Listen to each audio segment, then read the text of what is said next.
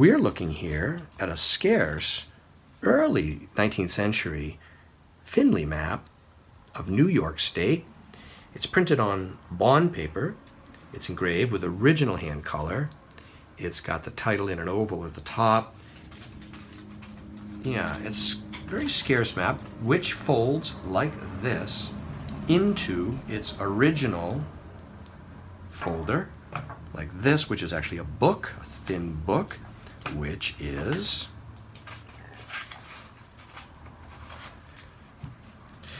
Albany, 1826. It's a constitution of the state of New York with rules and orders of the assembly and the government. It has this fold-out engraved plate here, as well as this one right here, like so. This was engraved by Fryer in 1826.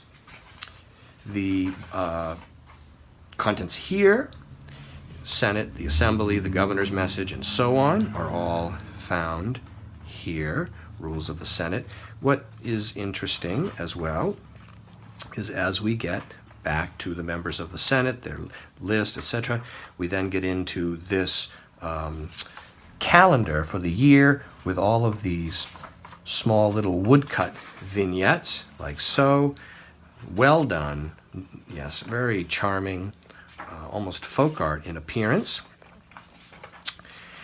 And then the folding bond paper map like so. The binding is blue leather.